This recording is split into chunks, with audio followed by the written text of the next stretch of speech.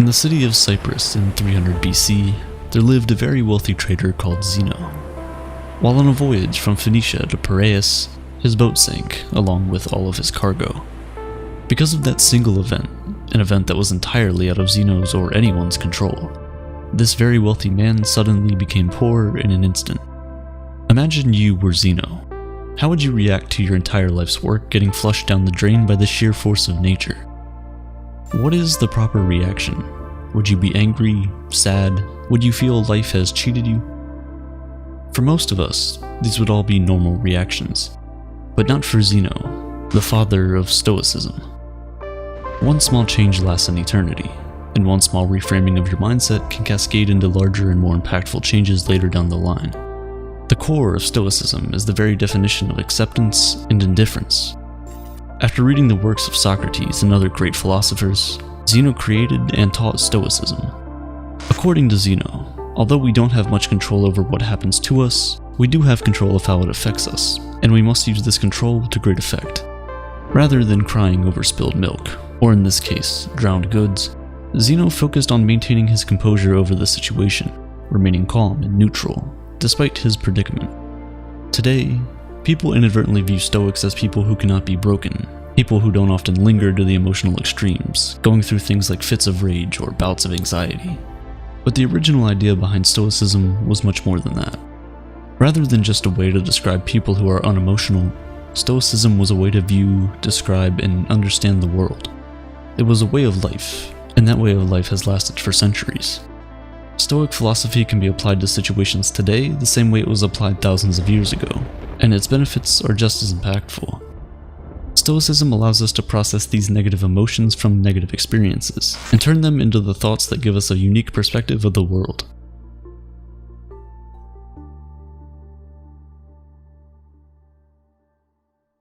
Perspective is everything, and everyone in the world has different experiences and thus different perspectives on things. Since the Stoics gathered, discussed, and taught philosophy in a public place, their general philosophy was widely known. They believed that the Stoic principles could greatly benefit anyone and everyone, and so it didn't make sense for them to hide that knowledge behind the four walls of a school or of the palace courtyards. As a result, everyone from slave to emperor could learn and become a Stoic. And they did. Some of the world's most notable Stoics include Epictetus, which translates to acquired, as he was once owned as a slave, Seneca, who was a well-renowned statesman, and Marcus Aurelius, a Roman emperor and one of the most powerful men to have ever lived. The early Stoics practiced what they preached, avoiding all forms of segregation and leading the fight against inequality. They even invented the word cosmopolitan, which literally means citizen of the world. When people hear that word now, we think of cities like New York, Toronto, Dubai, and London because of how diverse they are. This was the type of unity and togetherness that the Stoics preached. Even at a time when it wasn't popular, women were allowed to freely learn about Stoicism and become Stoics themselves.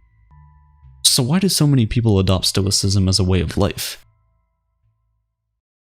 In a world full of unexpected turns of events, our emotions can tend to get in the way of things. In reality, we don't really get sad because bad things happen to us, we get sad because unexpected bad things happen to us. Rain is a good thing. It helps to water our plants, provides water for livestock, and keeps the temperature cool and humid. But the truth is, when that dark cloud catches you outside without an umbrella, it's never a good experience. So why don't we start crying once it starts to rain? It's because although the situation is bad, we've learned to expect rain. It's something that is unavoidable. We can't control the weather. Although it sucks, the rain passes and the light returns.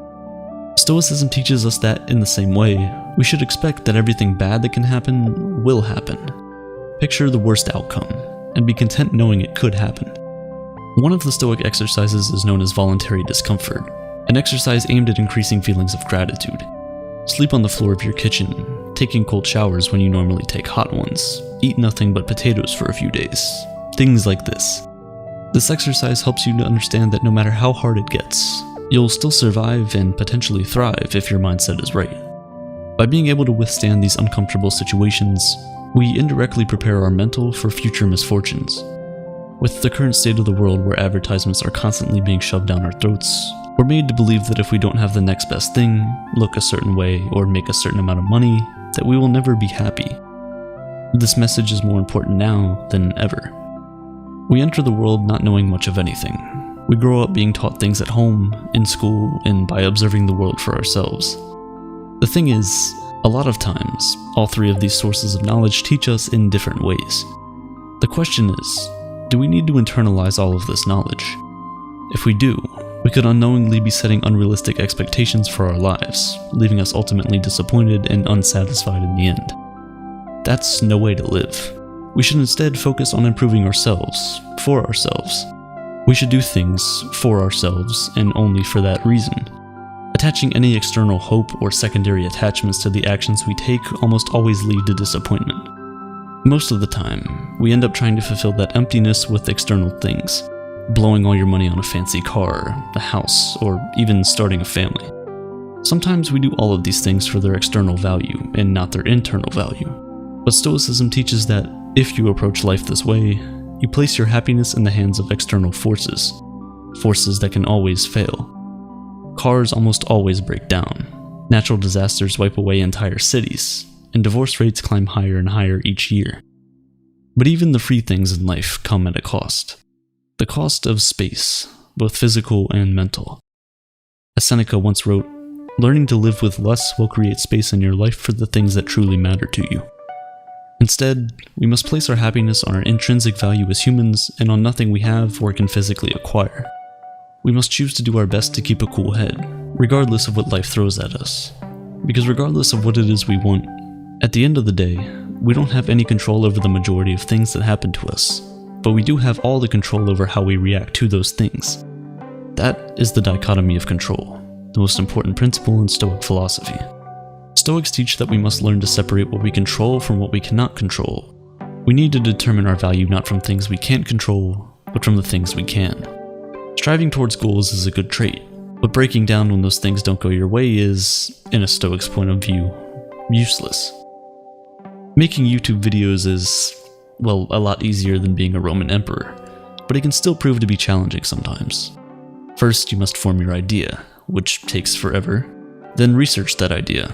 Scrap it because it sucks. Start over, script the video, create the video, edit it, make the title, thumbnail, and everything else before you hit upload. Everything up until the point where you click upload is all up to you. However, once you click that upload button, the power shifts to the YouTube algorithm. Still, a lot of people judge the success of their YouTube channel or Instagram account based on how many views and subscribers or followers they have, metrics of which, for the most part, are beyond your control. Stoics teach that instead, you should judge the success of your work based on the amount of effort you put in, and not on the outcome of your external hopes. Trust the process. Think about a person who has been working hard at their job for the past 6 months. He now feels he deserves a promotion, and so he walks up to his boss with his performance report.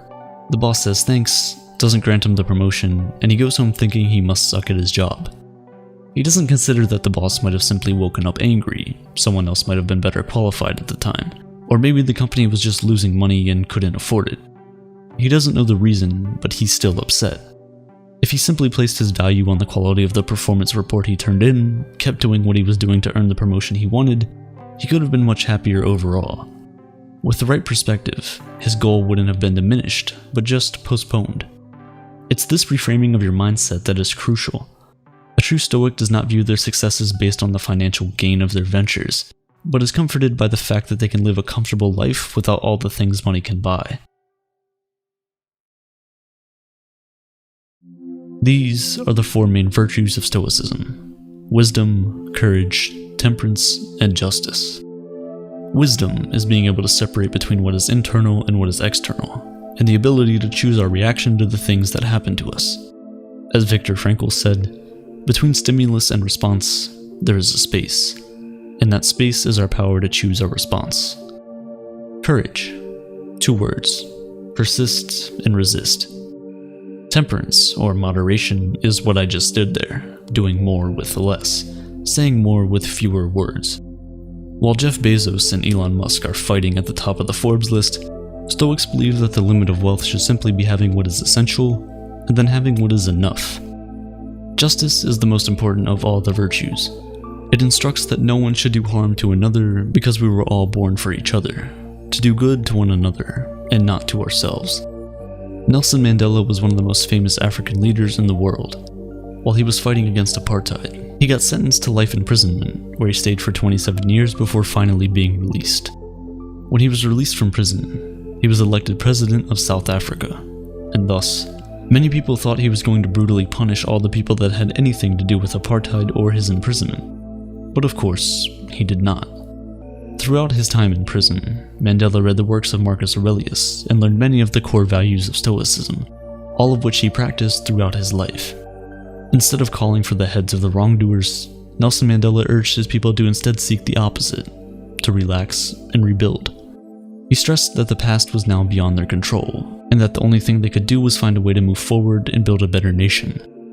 This is the way of the Stoic.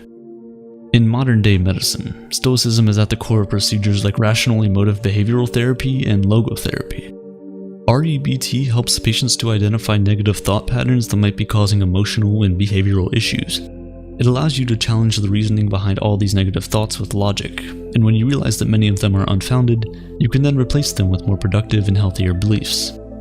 Logotherapy, on the other hand, is based on the Stoic principle that humans are driven by purpose. Even in the darkest of situations, we can fill our lives with meaning and happiness by simply finding out what that purpose is. As many of us know, though, this is easier said than done. It's a process, much like everything else.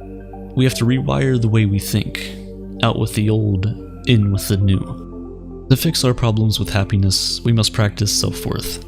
By redirecting our definition of value to the things that we can control, we can stop getting fixated on the things we cannot control, and overall, we can lead a much happier and more fulfilling life.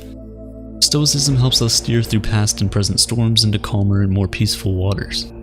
And if our ship sinks and we all drown, we can take peace in the fact that we lived a good life, albeit not as long as we had hoped. Because remember, everything has an end.